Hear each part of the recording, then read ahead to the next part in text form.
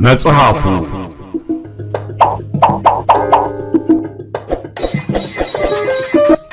ረጅም ልቦለድ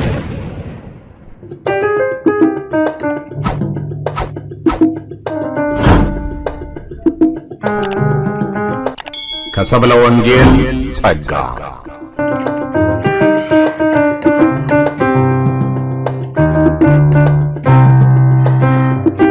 ተራኪ ኢዮብ ዮናስ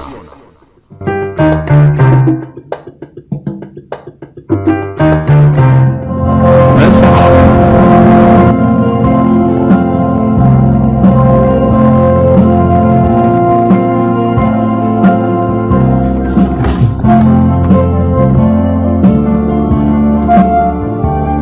ክፍል 22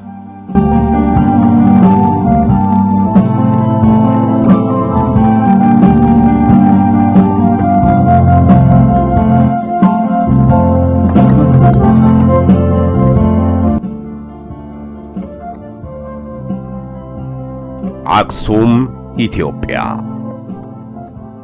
ጥር 10 ከምሽቱ 4:45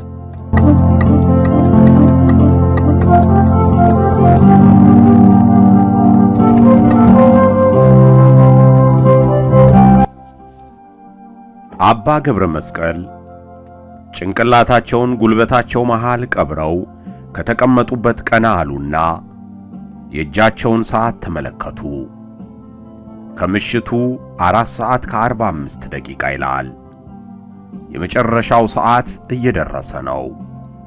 ልክ 5 ሰዓት ሲል በዓታቸውን በመልቀቅ ወደ የቤተ መቅደሱ እንዲሄዱ ትዕዛዝ ተላልፎላቸዋል። ልባቸው በፍጥነት መምታት ጀመረች። ዶክተር አንዶም የሚተካው ልብ በቦታው የለም የሚል ድምፅ በጆሮአቸው አቃጨለ። የት ሄዶ ነው? ተቀያሪውን ልብ ያስቀመጥከው አንተ ነህ። የት እንደሄደ ልታውቅ የምትችለው አንተ ብቻ ነህ። አባ ገብረ መስቀል ሁለቱንም ጆሮአቸውን በእጃቸው ጠርቅመው ያዙ። ዶክተር አንዶም የታካሚው ሕይወት ለመቋረጥ ደቂቃዎች ብቻ ነው የሚቀሩት። ልቡን የት እንዳደረከው ልትናገር ትችላለህ? ልቡን ሸጠኸዋል። አባ ገብረ መስቀል እግራቸውን መሬት ላይ ዘርግተው ይፈራገጡ ጀመር። ዶክተር አንዶምን አታውቁትም ማለት ነው። እርሱ እንዲህ ያለ ነገር በጭራሽ አያደርግም ብላ ክርስቲን ስትናገር ተሰማቸው። አባ ገብረ መስቀል አንቺ ሰይጣን ከኔ የምትፈልጊው ምን ይሆን አሉ። በእንባ ሳግ ድምፃቸው ታፍኖ ሰዓታቸውን በድጋሚ ተመለከቱት። 4:50 የልባቸው ምት ይበልጥ ጨመረ። የመጨረሻው ሰዓት ሲደርስ ሰውነታቸው በሙሉ ይረድ ጀመር። ወደ ቤተ መቅደሱ እንዴት በድብቅ መድረስ እንዳለባቸው፣ እንዴት ቁልፉን ሰብረው ወደ ውስጥ እንደሚገቡ ሁሉንም ነገር በሚገባ ከመሰልጠናቸውም በላይ ፈተና ተፈትነው አልፈዋል። ይሁን እንጂ ለዘረፋው ብቁ መሆናቸው ፍርሃታቸውን ሊያስወግድላቸው አልቻለም። እርሳቸው የቤተ መቅደሱን በር ሰብረው ከገቡ በኋላ የዓለም መጨረሻ የሚሆን መስሎ ይሰማቸዋል። ፍርድ ሲሰጥ በፈጣሪ ፊት ሲቆሙ ጻድቃኑ በክብርና በሞገስ መንግሥተ ሰማያትን ሲወርሱ እርሳቸው ጥቁር ለብሰው ጥቁር ሆነው ዲያብሎስ ካፉ በሚያወጣው የእሳት ነበልባል እየለበለበና እያዳፋ ወደ ገሃነም እሳት ሲወስዳቸው በሕልማቸው ሳይቀር ተመልክተዋል። ሁሉም በገዳም ውስጥ የሚገኙት ቤተ እስራኤላዊ መነኮሳት ቦታቸውን አድፍጠው ይዘው የእርሳቸውን መውጣት ብቻ በመጠባበቅ ላይ ናቸው። ይህ ሌሊት የሁሉም ነገር ፍጻሜ መስሎ ታያቸው፣ የሕይወታቸውም ጭምር። ዕድል ቀንቷቸው የቃል ኪዳኑን ታቦት አሳልፈው መስጠት ከቻሉ የሚሰጣቸውን ገንዘብ የታመመች ሚስታቸውን አሳክመውበት በተቀረው ገንዘብ ወደ አንድ ስፍራ ራቅ ብለው በሰላም ከቤተሰቦቻቸው ጋር ለመኖር አስበዋል። ዕድል ከእርሳቸው ጋር ካልሆነች ግን ምን እንደሚሆኑ አያውቁትም። ሰዓታቸውን መልከት አደረጉ። 4:55 5 ደቂቃ ብቻ ይቀራቸዋል።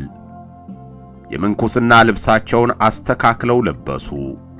የየቤተ መቅደሱን በር የመስበር ኃላፊነት የተጣለው በእርሳቸው ጫንቃ ላይ ነው።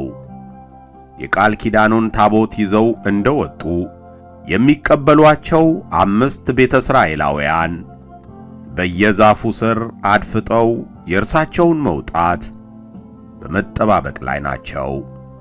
ቶሎ ቶሎ መተንፈስ ጀምረዋል። እግዚአብሔር እንዲረዳቸው ሊጸልዩ ወደ ጣሪያው ቀና አሉ። ግና ምን ብለው ይጸልዩ? ግድግዳው ላይ ወደ ተሰቀለው ስዕል ይመለከቱ ጀመር። በስዕሉ ላይ ኢየሱስ ክርስቶስ እጆቹ ተመሳቅለው ተሰቅሎ ይታያል። በዓይኖቻቸው እንባ ጢም ብሎ ሞላ። ስዕሉን አተኩረው እየተመለከቱ አንድ የሚያውቁት ግጥም ወደ ሕሊናቸው ጓዳ ገባ። የለህም እንዳለል ይመሻል ይነጋል፣ አለህም እንዳለል እንዲህ ይደረጋል። ልጅ እንዴት በአባቱ መድኃኒት ያደርጋል። ኳኳኳ የበዓታቸው መዝጊያ ሲቆረቆር ብንን ብለው ከሐሳባቸው ወጡ። ኳኳኳ ኳኳኳ ማን ነው በዚህ ሰዓት በሬን የሚቆረቆረው ሲሉ አሰቡ። አለቆቻቸው ይሆኑ? ኳኳኳ አባ ገብረ መስቀል የሚያደርጉት ጠፍቷቸው በቆሙበት ደርቀው ቀሩ። ኳኳኳ ኳኳ ኳ ማን ነው አሉ። ሲያመነቱ ከቆዩ በኋላ ወደ በሩ እየተጠጉ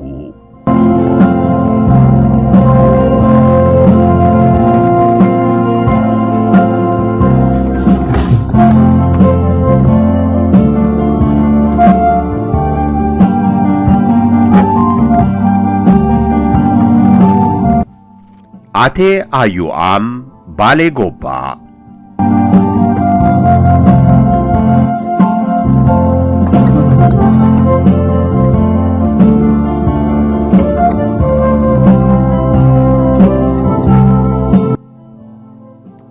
የአቴ አዩአም ሰራዊቶች ወደ አክሱም ከተማ ለመጓዝ ዝግጅታቸውን በሙሉ ለማጠናቀቅ ደፍ በማለት ላይ ናቸው።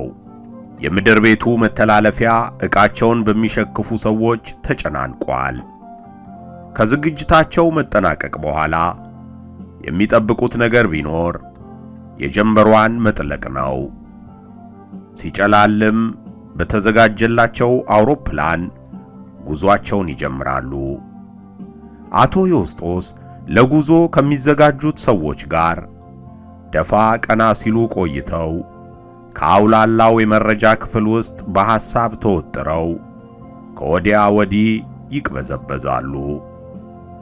እነ ሚናስን እንዲፈልግ ወደ ካሊፎርኒያ የተላከው ሕዋስ እስካሁን ድረስ ምንም ምላሽ ባለመስጠቱ ክፉኛ ተጨንቀዋል።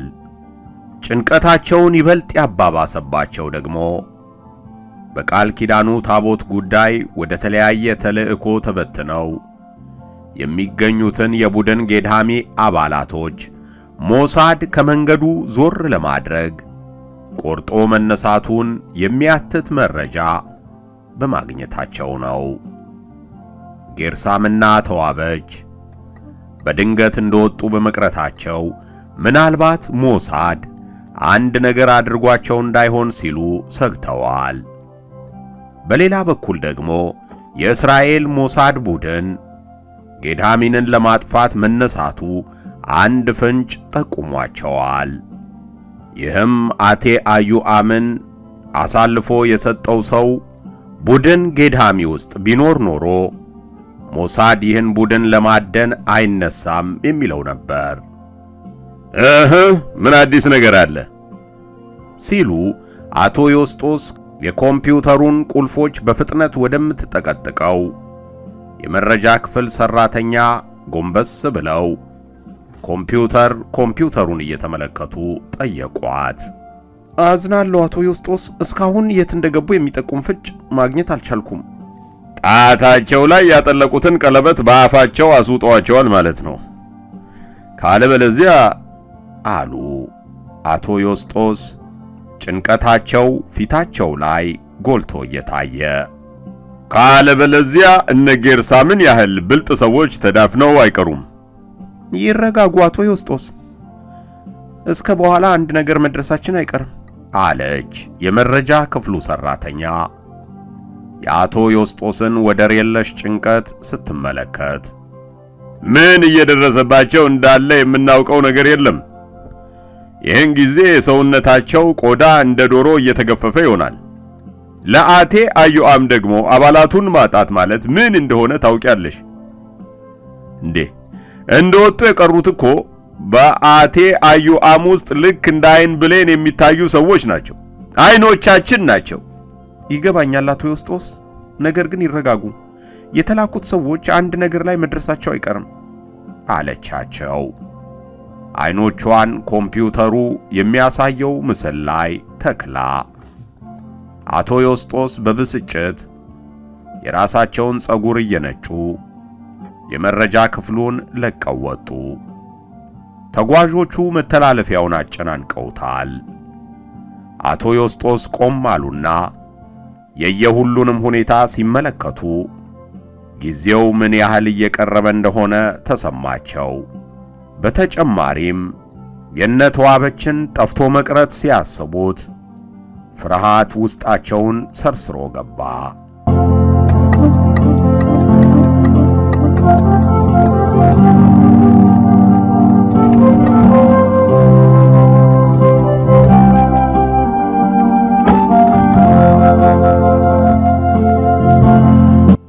ሐመልማላዊት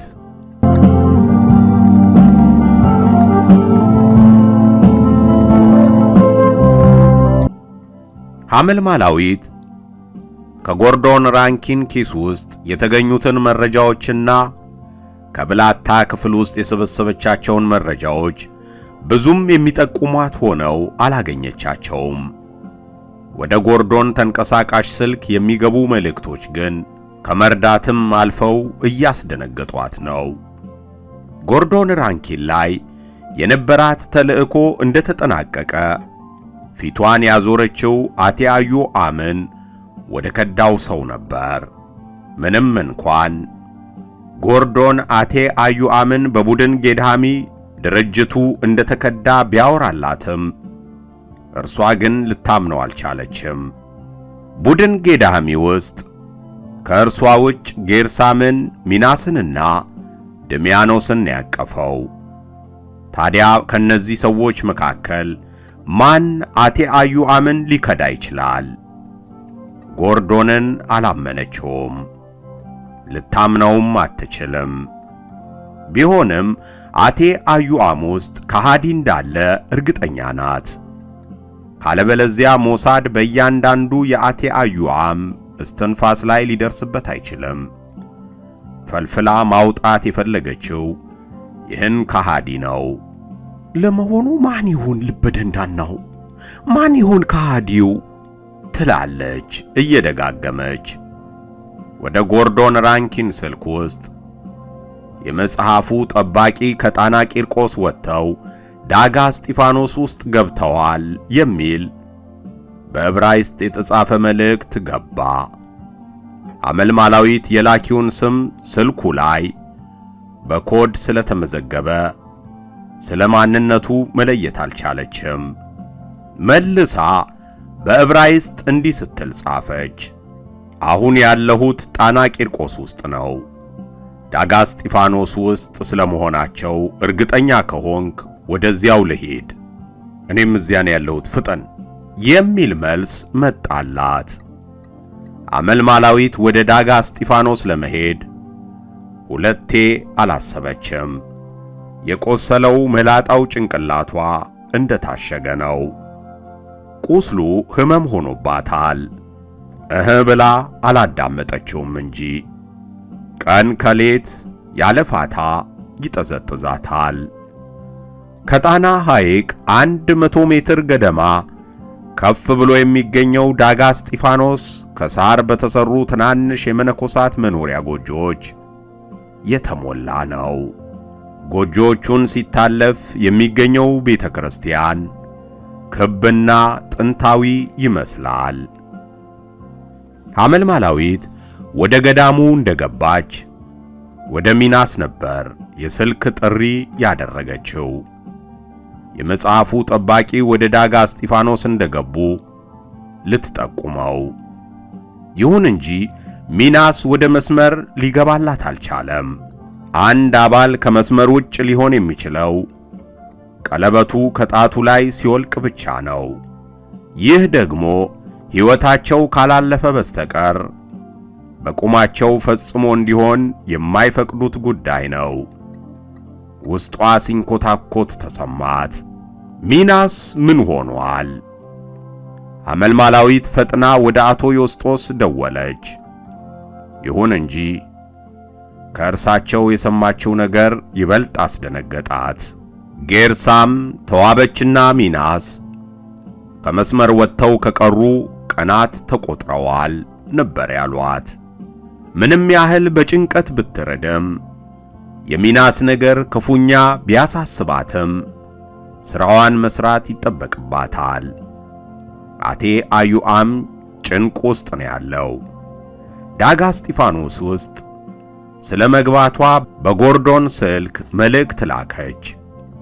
ወዲያው በዛው ቁጥር ወደ ስልኩ ተደወለ። ሐመልማላዊት ማንሳት አልቻለችም። ይሁን እንጂ ስልክ ለማውራት አመቺ ቦታ ላይ ያለመሆኗን መልሳ መልእክት ላከች። ይህ ሰው ማን ሊሆን እንደሚችል አሰበች። የሞሳድ ሰላይ አሊያም ከቤተ እስራኤላውያኑ መካከል አንዱ ሊሆን ይችላል። ማንም ቢሆን ሐመልማላዊት በዋዛ አትለቀውም።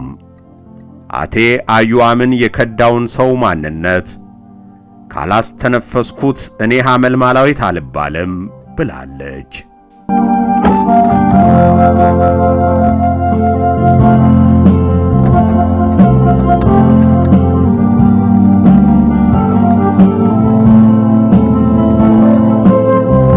ጽዮን ማርያም አክሱም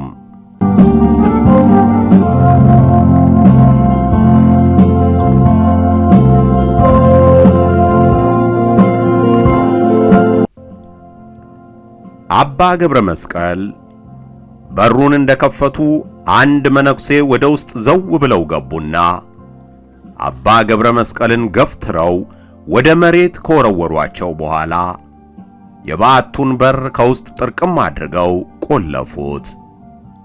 አባ ገብረ መስቀል እየተርበተበቱ መነኩሴውን ተመለከቷቸው። ከዚህ ቀደም ተመልክተዋቸው አያውቁም። እንዳትንቀሳቀስ፣ እንቀሳቀሳለሁ ብትል ጨርሰሃለሁ አሉ መነኩሴው ከጉያቸው ውስጥ ሽጉጥ እየመዘዙ። ምንድነው አሉ አባ ገብረ መስቀል ሽጉጡን ሲመለከቱ። ከመደንገጣቸው የተነሳ አይኖቻቸው እየፈጠጡ መሚ አለ የምንኩስና ልብስ ውስጥ የተደበቀው ድሚያኖስ። አባ ገብረ መስቀል ተርበተበቱ። ምን አልክ? ስትሰራው የከረምከው ትወና እዚህ ጋር ያበቃል። የታጠቅከውን እያንዳንዱን መሳሪያ አራግፍ። ማነህ? አሉ አባ ገብረ መስቀል በጺም ውስጥ የተደበቁትን የድሚያኖስን አይኖች ሰርስረው እየተመለከቱ። አራግፍ ሲል ድሚያኖስ ጮኸ። አባ ገብረ መስቀል ይበልጥ ይርበተበቱ ጀመር። ዶክተር አንዶም ያዘዝኩን ብትፈጽም ይሻልሃል። ፖሊስ ልትሆን ትችላለህ፣ አሊያም እኔን ለመቅሰፍ ከሰማይ የተላከ መልአክም ልትሆን ትችላለህ። ብቻ ማንም ሁን፣ ይህ ሌሊት ግን ለኔ ምን ማለት እንደሆነ ሊገባህ አይችልም። 4 ወራት በሙሉ ቤተሰቦቼን እንደ ቆሎ በትኜ እዚህ ገዳም ውስጥ ስማቅቅ የኖርኩት ይህን ሌሊት ጥበቃ ነው። ለአባ ገብረ መስቀል በዚህን ሰዓት የታጠቅከውን አራግፍ የሚለው ትዕዛዝ ከገደል አፋፍ ላይ ራስህን ከስክስ እንደማለት ነበር። ሰዓታቸውን ተመለከቱ። ጊዜው እያለፈባቸው ነው። በአለቆቻቸው እንደ በሬ ሥጋ መዘልዘላቸው ነው። ከእኔ የምትፈልገው ምንድን ነው? ሲሉ ድሚያኖስን አተኩረው እየተመለከቱ ጠየቁት። ልታደርግ ያሰብከውን እንድታቆም። አባ ገብረ መስቀል ይህን ሲሰሙ ከት ብለው ሳቁና ሰውዬ ከመንገዴ ዞር በልልኝ አሉ። ወደ ድሚያኖስ እየተጠጉ እንዳትንቀሳቀስ ሲል ድሚያኖስ ሽጉጡን እያቀባበለ አንባረቀበት። ምን እየሰራህ እንደሆነ ታውቃለህ? አገርህን እየሸጥክ እንደሆነ ታውቃለህ? ማንም ከቶውኑም ቢሆን ሊደፍረው የማይችለውን ልትደፍር ስትዘጋጅ ነበር የሰነበትከው። አውቃለሁ አለ ዶክተር አንዶም። አውቃለሁ፣ ግን አማራጭ አልነበረኝም። ለመሆኑ ሚስጥራዊውን መጽሐፍ አንብበኸዋል ወይስ አላነበብከውም? ስለ የትኛው ሚስጥራዊ መጽሐፍ ነው የምታወራው? የዶክተሩ ፊት ላይ ግራ መጋባት እየታየ ጠየቀ። አያትህን ስለገደለው መጽሐፍ ነው የማወራው።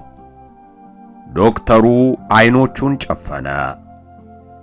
አክሱም ከትልቁ ዋርካ ዳዕሮ ኢላ ስር አያቱ ሕፃናቱን ሰብስበው ድቁናን ሲያስተምሩ ወለል ብለው ታዩት። መጽሐፉን ለንብረ እዱ እስክትሰጣቸው እንዳትገልጥ፣ ከገለጥከው ይገርልሃል። ድምፃቸው ከቅርብ ሆኖ አቃጨለበት። አያቱ እጅግ የተከበሩ ሊቃውንት ነበሩ።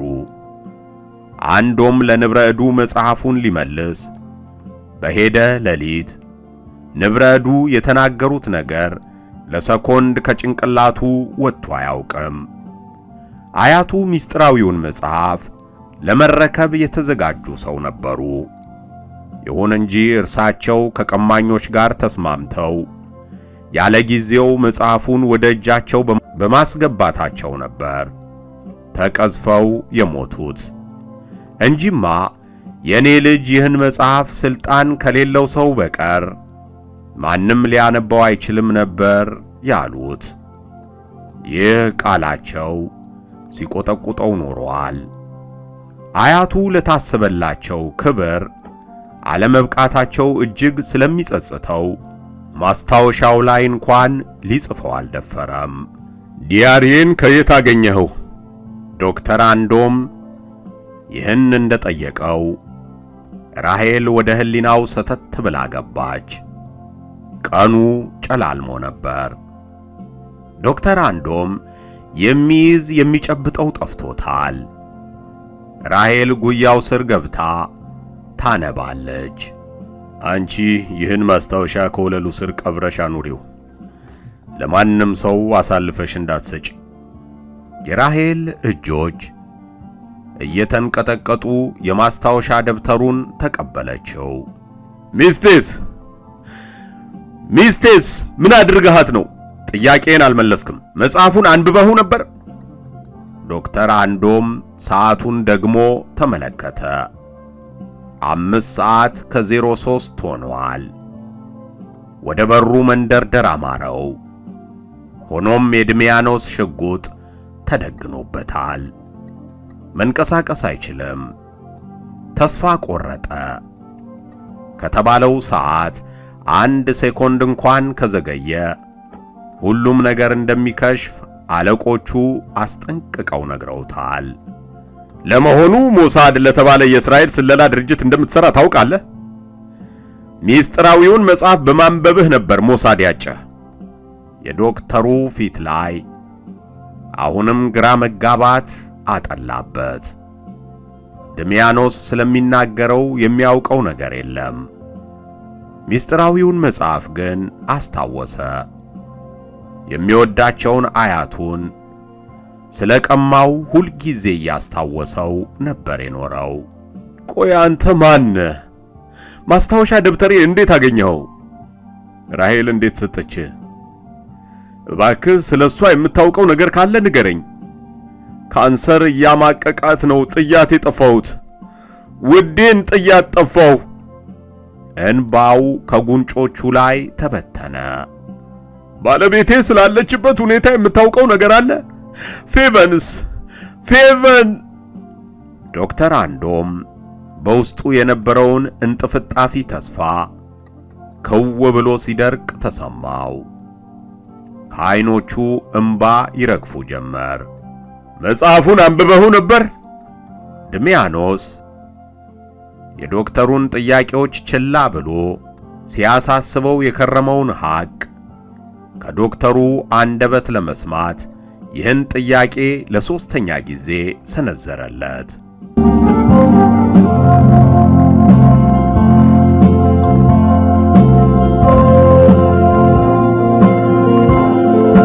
ዳጋ እስጢፋኖስ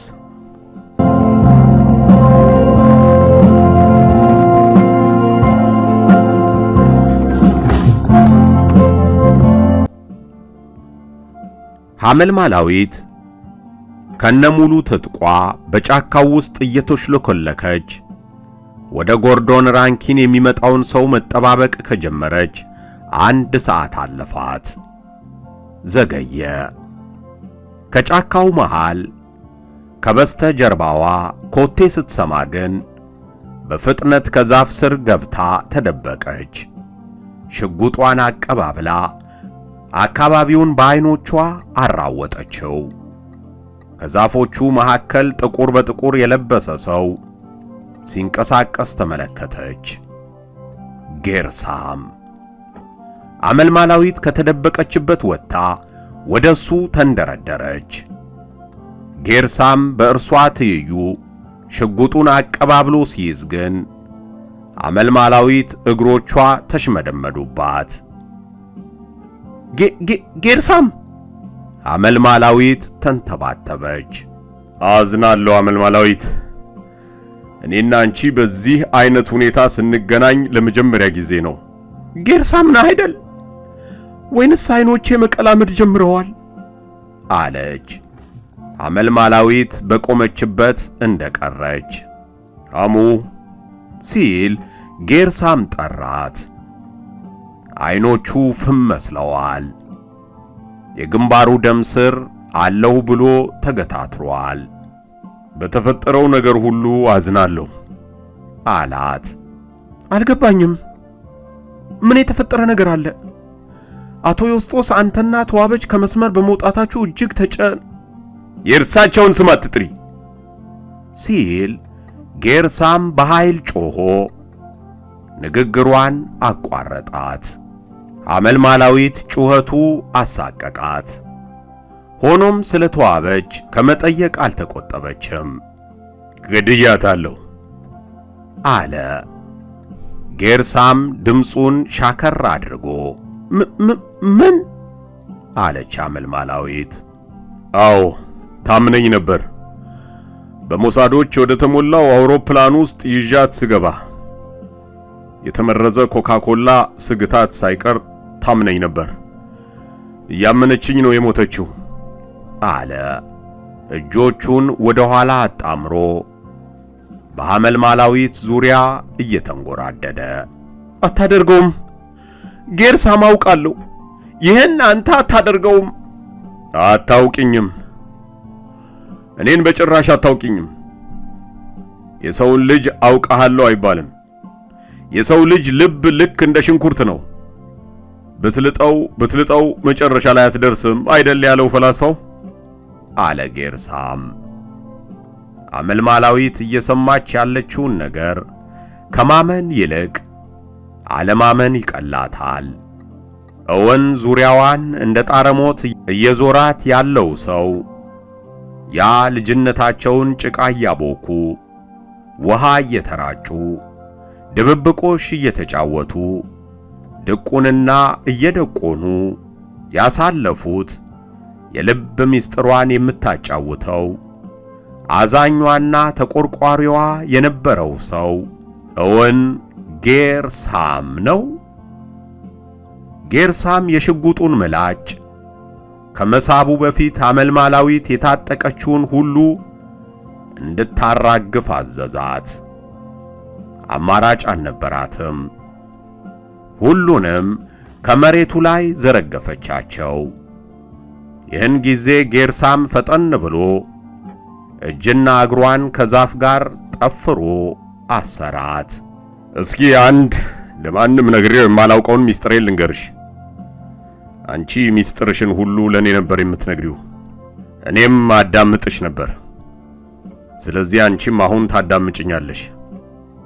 አመልማላዊት ግራ በመጋባት አይነት አይኖቿን ለዘመናት የምታውቀው የሚመስላት ሰው ላይ ነገር ግን በሰዓታት ውስጥ አዲስ ሰው፣ አዲስ ፍጡር፣ ያውም ጨካኝ ሰው የሆነባት ጌርሳም ላይ ታንከራትታቸው ጀመር።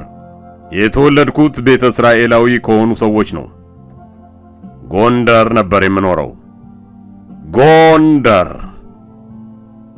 አለ ጌርሳም ቆም ብሎ። ቤተሰቦቼ ስሜን ጌርሳም ብለው ጠሩት። ትርጓሜው ከሌላ ምድር ስደተኛ ነኝ ማለት ነው። ቤተሰቦቼ ሸክላ ሰሪዎች ነበሩ። የተለያዩ ቅርጻ ቅርጾችን እየሰሩ በመሸጥ ነበር የምንተዳደረው። ይሁን እንጂ ያገሬው ሰው በሙሉ ቡዳ ናቸው፣ ሰው በሊታ ናቸው እያለ ያገለን ነበር። ሕፃናት ልጆቻቸውን ከኛ ያሸሿቸው ስለነበር ከማንም ሕፃን ጋር እንዳልጫወት ተከልክዬ ነበር። በዚህ ሁኔታ ላይ እያለን እናቴ በሞት ተለየችኝ።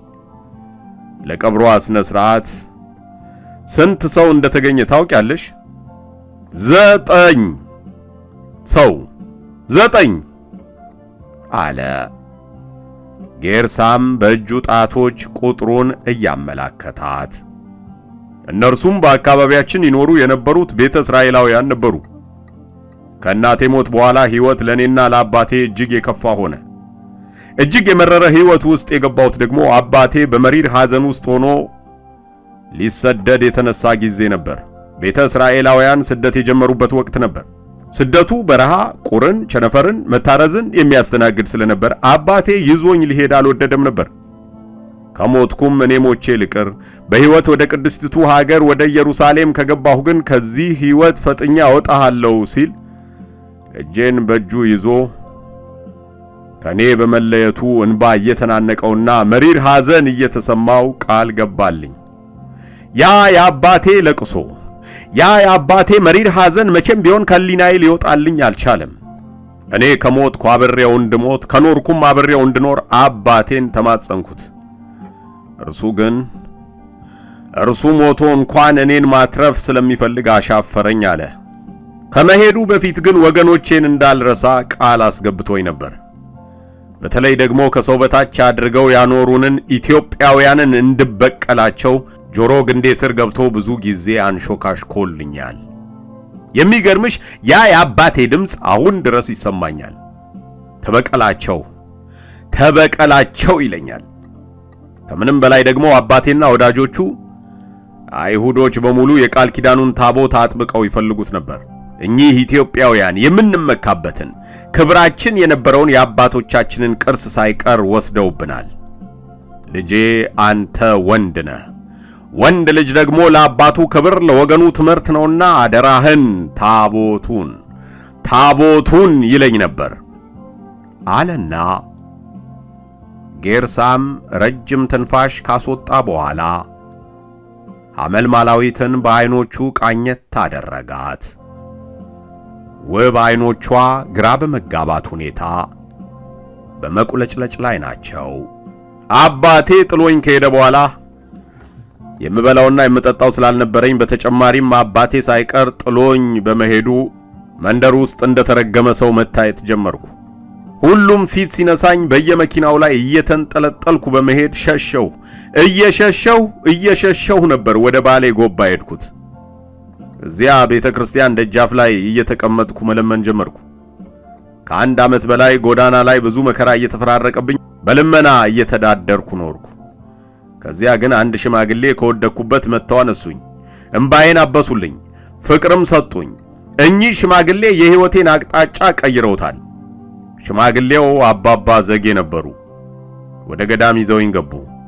ከናንተ ጋር አብሬ እየተማርኩ አይቼ የማላውቀውን ፍቅር እያየው ኖርኩ። ከዚያም ለአቴ አዩአም ታጨው። ይህ ሁሉ ሲሆን ግን የአባቴ ድምፅ በጆሮዬ ማቃጨሉን አላቋረጠም ነበር። ተበቀላቸው። በአንድ ወቅት ለአንድ ተልእኮ ወደ ኢየሩሳሌም ተላኩኝ። ወደ ቅድስቲቱ ሀገር ስሄድ አንድ ሰው ወዳለሁበት መጥቶ ተገናኘኝ። አባቴ ነበር የላከው። ለካንስ አባቴ አልረሳኝም። እድገቴን፣ ውሎዬን ሁሉ ይከታተል ነበር። ከ24 ዓመታት በኋላ ወላጅ አባቴን አገኘሁት። አባቴ እጅግ አርጅቶ ነበር። ይሁን እንጂ ውስጡ እንደ እሳት ሲንቀለቀሉ የኖሩ ሐሳቦቹ ባገኘሁት ጊዜ ትኩሳታቸው አልበረደም ነበር። ከምን ደረስክ ልጄ? ጠፋህብኝ ጠፋህብኝ አለኝ። እኔም ኢትዮጵያ ውስጥ ከመሬት ስር ተቀብሮ ለሚኖር አንድ ምስጢራዊ ድርጅት እንደምሰራ ስነግረው ደስታው ወደር አልነበረውም። አገኘሃቸው፣ መውደቂያቸውን አግኝተኸዋል እያለ በደስታ ተፍነከነከ። በዚያኑ ጊዜ አባቴ ከብዙ ሰዎች ጋር ልጄ ነው እያለ በኩራት አስተዋወቀኝ። የተዋወቅኳቸው ሰዎች ሁሉም ማለት ይቻላል የሞሳድ ሰዎች ነበሩ። ታዲያ የተላኩበትን ተልእኮ ፈጽሜ ወደ ኢትዮጵያ ስመለስ ከዛን ጊዜ ጀምሮ ኢትዮጵያን ከድቼ ለሞሳድ እንድሰራ ለአባቴና ለራሴ ቃል ገብቼ ነበር። ስለሆነም አለ ጌርሳም ሐመልማላዊትን በምጸት እየተመለከታት፣ ወይዘሪት አሁን ያንን የገባሁትን ቃል ኪዳን በመጠበቅ ላይ ነኝ አላት። ሐመልማላዊት በምትሰማው ነገር ከመደንገጧ የተነሳ በእንባ ያበጡ ዓይኖቿ ፈጠው የልብ ምቷ ሊቋረጥ ደረሰ።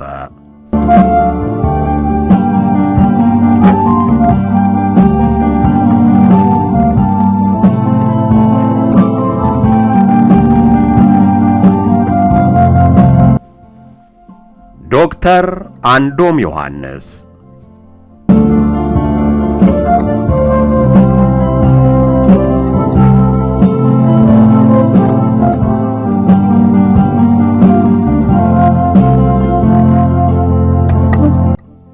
አያቴ እንዳልገልጠው አስጠንቅቆኝ ነበር። ስለሆነም ልገልጠው አልደፈርኩም አለ አንዶም። ደግሞ ብገልጠውስ? መጽሐፉ እኮ ለእንደኔ አይነቱ ሰው ባዶ ገጽ ብቻ ነው። ምን እያልክ ነው? አለው ድሚያኖስ በዶክተሩ ንግግር ግር እየተሰኘ። መጽሐፉን ማንበብ የሚችሉት የተመረጡና የተፈቀደላቸው ጥቂት ሰዎች ብቻ ናቸው። አያትህ ግን መጽሐፉን አንብበውት ነበር። አያቴ ከጊዜ ቀድሞ መጽሐፉን ወደ እጁ አስገባው እንጂ እርሱም ከጥቂቶቹ አንዱ ነበር። ምን ማለት ነው? አለ ድሚያኖስ አሁንም ግር እየተሰኘ። አያቴ ቸኮለ እንጂ ቀጣዩ የመጽሐፉ ጠባቂ እርሱ ነበር።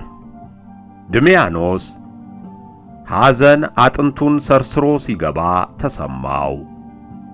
ይህ ሰው አንዳች በማያውቀው ነገር ነበር ይህን ሁሉ ስቃይ የተጋተው፣ ሕይወቱን የተቀማው። ዶክተር አንዶም እርግጠኛ ነህ? ዶክተሩ በአዎንታ ጭንቅላቱን ነቀነቀ። አንተ ግን ማን ነህ? ወደ እኔ የላከህ ማን ነው? ሁሉንም ነገር አጨናገፍከው፣ ሕይወቴን አጨናገፍከው። ዶክተር አንዶም መሬት ላይ ዘፍ ብሎ ተቀምጧል። አንገቱን ጭኖቹ መሃል ቀብሯል። ዙሪያው ጨለመበት። መፈጠሩን ደጋግሞ ረገመ። በፈጣሪ ስም ልማጸንህ አለ ዶክተር አንዶም እንባ በሚረጩ ዓይኖቹ ድሚያኖስን እየተመለከተ። ድሚያኖስ እድል ሰጠው። ስለ ሚስቴና ልጄ የምታውቀው ነገር አለ? ድሚያኖስ ያነጣጠረውን ሽጉጥ መለሰው። የዶክተሩ ጥያቄ ከባድ ነበር። ለዚህ እድል ፊት ለነሳችው ሰው በዚህ ሰዓት እንዴት ብሎ የሚስቱን መገደል ያውጋው? እንዴትስ ብሎ ሕፃን ልጁ አውላላ ሜዳ ላይ መውደቋን ያርዳው? ምንም አላውቅም ሲል ድሚያኖስ ሸመጠጠ። ማስታወሻዬን ከየት አገኘኸው? ድሚያኖስ መልስ አልሰጠውም። ይልቁንም ወደ አቶ ዮስጦስ ለመደወል ቀለበቱን ይነካካ ጀመር። ድሚያኖስ አሉ አቶ ዮስጦስ ከወዲያ። ዶክተር አንዶም ዮሐንስ በእጄ ገብቷል። ይህን ማድረግ እንደምትችል እተማመንብህ ነበር። ዶክተር አንዶም ድሚያኖስ ጣቱ ላይ ባለው ቀለበት ሲያወራ ተመልክቶ ግር አለው። አቶ ዮስጦስ ሲል ድሚያኖስ ቃላቱ እየተቆራረጡ ጠራቸው። አስወግደው ሲሉ ተናገሩ። አቶ ዮስጦስ፣ ዶክተር አንዶም ምንም የሚያውቀው ነገር የለም። ድሚያኖስ ሲሉ አቶ ዮስጦስ ከወዲያ ድምፃቸውን ሻከር አድርገው ጠሩት። አታንገራግር። አቶ ዮስጦስ ከመስመር ውጭ አደረጉት። ድሚያኖስ ሽጉጡን በድጋሚ አቀባብሎ ወደ ዶክተሩ አነጣጠረ። የአቶ ዮስጦስን ትዕዛዝ ሳያወላዳ መተግበር ይጠበቅበታል። ይሁን እንጂ ድሚያኖስ ይህን ማድረግ አልቻለም። ዶክተር አንዶም በፍርሃት ድሚያኖስን እየተመለከተ ነበር። ድሚያኖስ ሽጉጥ የጨበጡትን የሚንቀጠቀጡትን እጆቹ ወደ ታች አውርዷቸው በአቱን ጥሎ ወጣ። ብዙም አራቀም። የጥይት ድምፅ ከበስተኋላው ሰማ። እርሱ ቢተወው ሞሳድ እንደማይምረው ያውቅ ነበር።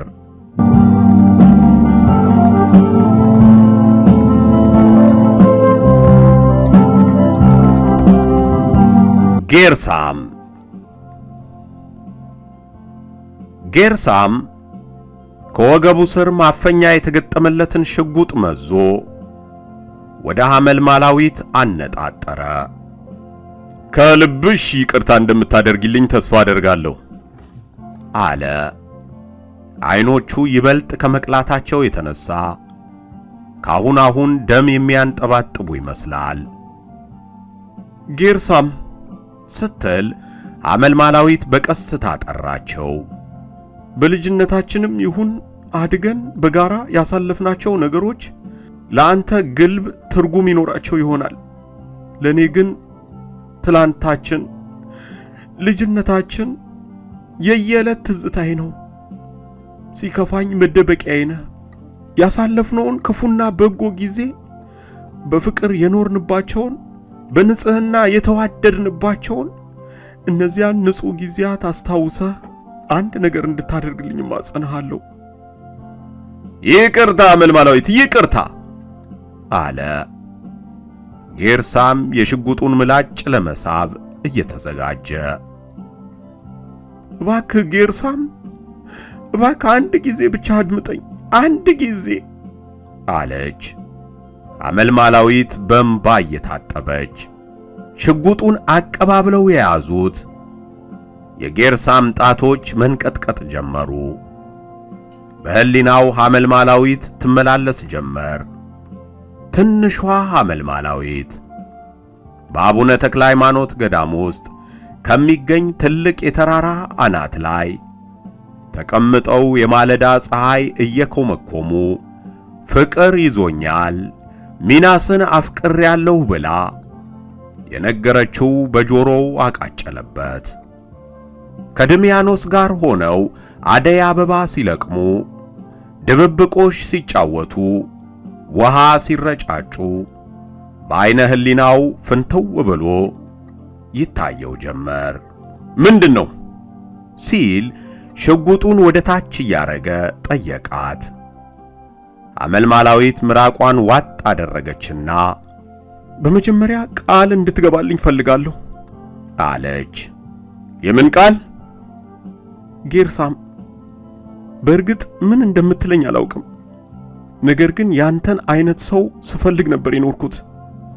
ታውቃለህ፣ ዙሪያዬ ታጥሮብኛል። የህይወት ጣዕሟ ብዙ የገባኝ ሰው አይደለሁም። በልጅነቴ ወደዛ የምድር ሆድ ውስጥ ስገባ ምንም የማውቀው ነገር አልነበረም። ስወጣ ግን ፍጹም ተቀይሬ ነበር። ስለ ራሴ ህይወት ሳይሆን ስለ ሰዎች፣ ያውም ስለማላውቃቸው ሰዎች የየዕለት ተዕለት ኑሮ የምጨነቅ አይነት ሰው ሆኜ ነበር የወጣሁት። በሞራልና በትኩስ ስሜት ብዙ ነገር ለአቴ አዩአም ሰርቻለሁ። ለአገሬ ደፋ ቀና ስል ኖሬያለሁ። አሁን ግን ደክሞኛል። ይህ ከልጅነቴ ጀምሮ የታጠርኩበት ህይወቴ ሰልችቶኛል። ቀዳዳ ፈልጋለሁ። ጌርሳም የነጻነት አየር የምትተነፍስበት ተደስቼ የምኖርበት ቀዳዳ ስፈልግ ነው የኖርኩት።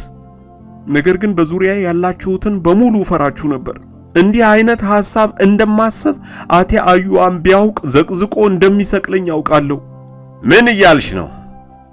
ሲል ጌርሳም በጥርጣሬ ተሞልቶ ጠየቃት። እና አሁን ያንን ቀዳዳ በአንተ ውስጥ አየሁት። እባክህ ለዓመታት ከታሰርኩበት ሰንሰለት ፍታኝ እባክህ። የሐመልማላዊት እንባ እንደ ጎርፍ ይወርድ ጀመር። የምትዩ ነገር ሊገባኝ አልቻለም። ገብቶሃል። ልትረዳኝ ስላልፈለግክ እንጂ የተናገርኩት ገብቶሃል። ከአቴ አዩአም መውጣት ፈልጋለሁ፣ ግን አልቻልኩም። ወደ አቴ አዩአም መግባት እንጂ መውጣት የለም። እኔ ደግሞ ስለ ሰዎች ብሎ መኖር ሰልችቶኛል። ባል እንዲኖረኝ፣ ልጆች እንዲኖረኝ ፈልጋለሁ። በአቴ አዩአም ደግሞ እነዚህ ነገሮችን ማድረግ እስከ ሞት የሚያደርስ ቅጣት ያስቀጣል። እሺ እኔ ምን ልሁን? የአቅሜን ለአገሬ ከሰራው ማረፍ የለብኝም? የተፈጠርኩት የሰዎችን ህይወት ለማቃናት አይደለም። የራሴ ፍላጎት ይኖረኛል። ይህች ሀገር እንደሆነች የእኛን ደም ስትመጥ ትኖራለች እንጂ መቼም አትለወጥም። መቼም። አሁንስ አልገባህም? ስትል አጠገቧ ቆሞ እንደ ተአምር የሚመለከታትን ሰው ጠየቀችው። ገብቶኛል፣ ነገር ግን አላምንሽም ሲል መለሰላት። እንግዲያውስ ካላመንከኝ አሁኑኑ የሽጉጥህን ምላጭ ሳብ። እንዲህ አይነት ህይወትን ከመግፋት 10 ጊዜ ሞቴን መርጣለሁ። ጌርሳም በድጋሚ ሽጉጡን አቀባብሎ ወደ ሐመልማላዊት አነጣጠረ። እጅና እግሮችሽ ታስረዋል። ምንም ልታደርጊ ባለመቻልሽ የፈጠርሽው ተረት አላምንሽም። ስለዚህ ገድልሻለሁ። ነገርኩህ እኮ ሞት ለኔ ጥሩ አማራጭ ነው። ካላመንከኝ ግደለኝ። አታመንታ። እንደውም ገድለህ ከዚህ ህይወቴ ስለገላገልከኝ ባለውለታዬ ስለምትሆን ባመሰግንህ እንጂ አልኮንንህም። እናም ግደለኝ። የጌርሳም ጣቶች እንደገና መንቀጥቀጥ ጀመሩ። ድሚያኖስ ምን ያህል ይህችን ሴት እንደሚወዳት፣ ምን ያህል እርሷን በማግባት ስቃይ ሲማቀቅ እንደኖረ በህሊናው ይመላለስበት ጀመር። እሺ ምን ማድረግ ነው የምትፈልጊው? ሲል ጌርሳም ሽጉጡን እንደያዘ ጠየቃት። መጥፋት ፈልጋለሁ። ማንም ወደማያገኘኝ ወደ አንድ የዓለም ጥግ ሄጄ የራሴን ኑሮ መኖር ነው የምፈልገው። ያልሽኝን ላደርግልሽ እችላለሁ። ሆኖም ግን ከአንድ ድርድር በኋላ ነው። የምን ድርድር? ስትል ሐመልማላዊት ጠየቀችው። በቃል ኪዳኑ ታቦት ዘረፋ ላይ ለሞሳድ አንድ ነገር ማድረግ ይጠበቅብሻል። ታውቂያለሽ፣ በዚህ ሰዓት ትንቅንቅ ውስጥ ነው ያለነው። ሚስጥራዊው መጽሐፍ ወደ እጃችን ሊገባ አልቻለም። በተጨማሪም አባላቶቻችን እየተገደሉብን ነው። እና ምን እንዳደርግልህ ትፈልጋለህ? ሚስጥራዊውን መጽሐፍ ማግኘት። እኔ እኮ ስለሱ የማውቀው ነገር የለም። በዚህ ጉዳይ ላይ የተመደበው ሚናስ እንደሆነ ታውቃለህ። አዎ፣ ግን አንቺም ብትሆኚ መጽሐፉን ማግኘት አይከብድሽም አላት። ሽጉጡን መልሶ ወደ ሰገባው እየከተተ በእርግጥ አይከብደኝም አለች ሐመልማላዊት። ይህን ጊዜ የጌርሳም ፊት በደስታ እንደ ጸዳል ያበራ ጀመር። ነገር ግን መጽሐፉን እስካገኝ እንጂ ለሞሳድ መስራት አልችልም አለችው፣ አይን አይኑን እየተመለከተች። እኔም እንድትሰሪ አልፈልግም። ባልሳሳት የጠየቅሽኝ ነጻነትን ነው። አመሰግናለሁ። በቅድሚያ ስለ መጽሐፉ ሚናስ ምን ደረጃ ላይ እንደደረሰ ማወቅ ይኖርብኛል። አለች ሐመልማላዊት። ይህን ጊዜ የጌርሳም ፊት ተለዋወጠ። ይህን ያስተዋለችው ሐመልማላዊት ምን እያሰብክ ነው ስትል ጠየቀችው። አዝናለሁ ሐመልማላዊት አለ ጌርሳም። ለምኑ ስትል ፊቷ ላይ ግራ መጋባት እየታየ ጠየቀችው። ሚናስ በሕይወት የለም። ምን? ሞሳድ አስገድሎታል። ከደረቷ ስር የተወሸቀችው ልቧ ስትቀልጥ ተሰማት። ያቅለሸልሻት ጀመር። ገና ከልጅነቷ ጀምሮ አቴ አዩአም ውስጥ በኖረችባቸው ዓመታት ውስጥ ብዙ አስከፊ ዜናዎችን ሰምታም አሰምታም ታውቃለች። ብዙ ታላላቅ ፈተናዎችን አስተናግዳለች። ይሁን እንጂ ሁሉም ቢጨመቁ አሁን የደረሰባትን ስብራት ያህል አላደረሱባትም። አዝናለሁ፣ በጣም አዝናለሁ። የምታፈቅሪው ሰው እንደሆነ አውቃለሁ አለ ጌርሳም በድጋሚ። የእጅና የእግሯን ገመድ ፈታላትና መልካም ዕድል እንዲገጥማት ተመኘላት። ሐመልማላዊት አቅማማች። ምን አሰብሽ ሲል ጌርሳም ጠየቃት። እጄ ላይ ምንም ራሴን የምከላከልበት መሳሪያ የለኝም። ይህን ያዥው ሲል እርሷን ሊገልበት የነበረውን ሽጉጥ ከወገቡ ስር አውጥቶ አቀበላት። ሐመልማላዊት ሽጉጡ ከነሙሉ ጥይቱ ጋር መሆኑን ካረጋገጠች በኋላ እጇን ለስንብት ዘረጋችለት። መልካም ዕድል እንዲገጥምሽ በድጋሚ እመኝልሻለሁ አላት፣ አጥብቆ እጇን እየጨበጠ። አመሰግናለሁ ብላ ከጫካው እየተንደረደረች ወጣች። ጌርሳም ተንቀሳቃሽ ስልኩን ከኪሱ በማውጣት ወደ ሞሳድ የበላይ ዳይሬክተር ደውሎ የአቴ አዩአምን አለት እሳት የላሰች ሰላይ መማረኩን አበሰረ። ይህ ምናልባት ሞሳድ ውስጥ ትልቅ ክብር ሊያሰጠው የሚችል ጀብዱ ነው። ከወዲያ ወዲህ እየተንጎራደደ እንዲያስወግዳቸው ከታዘዘው ሰዎች መካከል የቀረውን ሰው በህሊናው ያሰላስል ጀመር። ድሚያኖስ ይህን ማድረግ አልችልም አለ ጌርሳም ሳይታወቀው ጮክ ብሎ። እንዴት ብዬ የልጅነት ወዳጄን በእነዚህ እጆቼ እገድለዋለሁ?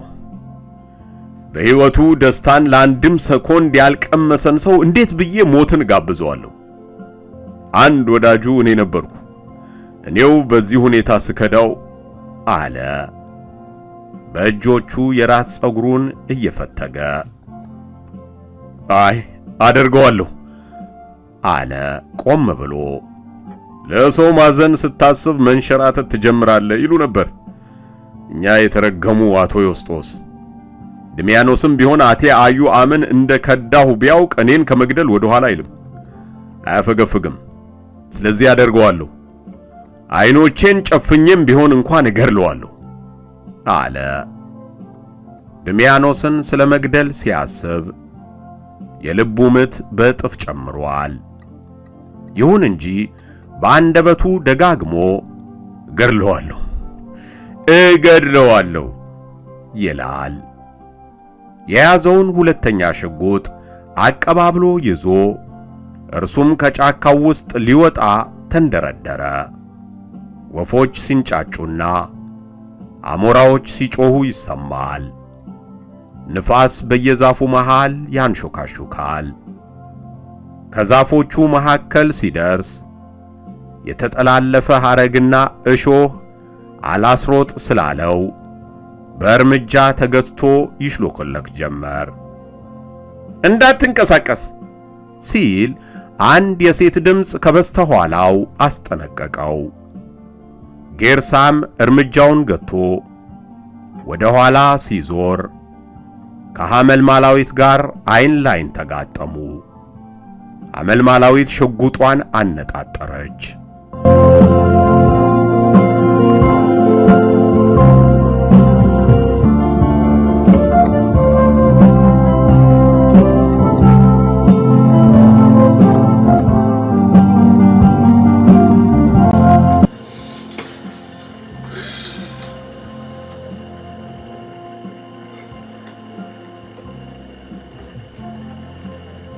ዛሬ መጽሐፉ የመጨረሻ ክፍል ብዬ ነበረ ያሰብኩትኝ የመጨረሻ ክፍል ላለመሆን ጥረት አድርጓል ማለት ነውና በቀጣይ የመጨረሻውን ክፍል ይዤላችሁ እስከምቀርብ ድረስ ቸር ይግጠመን እያልኩኝ እሰናበታለሁ።